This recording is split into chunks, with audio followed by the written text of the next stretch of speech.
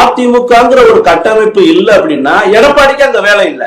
எடப்பாடி ரெட்டலை சின்னம் இல்ல, கட்சிங்கிற ஒரு கட்டமைப்புனா எடப்பாடி யாரோ. ஆனா சிஸ்டம்னா என்னன்னு தெரியாம, பொலிட்டிக்கல்னா என்னன்னு புரியாம, பொலிட்டிக்கலுடைய தாற்பயம் தெரியாம ஆளுக்கு மட்டும்தான் நான் பேசுவேன்னா அப்ப ஒட்டுமொத்தமா ஒரு சிஸ்டத்தை ஃபாலோ பண்றாங்க. ஒரு ஆளை தூக்கி நிறுத்தி அவருக்கு சால்ரா மட்டும் போடுவது, கட்சி டெபாசிட் இழந்தாலும் பரவாயில்ல, கூட்டணி செதஞ்சாலும் பரவாயில்ல, கூட்டணிக்குள்ள ஜெல்லா கட்டாலும் பரவாயில்ல, ஏன் ஓட்டே கிடைக்கிறாலும் பரவாயில்ல, பொறுப்பு கட்சி சால்ரா சின்சா இது மட்டும் போதுங்கிற முடிவுக்கு எல்லாரும் வந்துவிட்ட பிறகு இவங்களை பத்தி பேசி எந்த பிரயோஜனமும் இல்ல. இந்த முறை எடப்பாடியை வீழ்த்துறத எங்களுடைய நோக்கம். எடப்பாடி இருக்கிற வரை அதிமுகவுக்கு வெற்றி கிடையாது. அதிமுகவை வெற்றி அழிவு பாதையில அழிச்சிட்டு போற எடப்பாடிய அரசியலிலிருந்தே அப்புறப்படுத்துற விகிதத்தை இந்த முறை நாங்க வகுக்க போறோம்.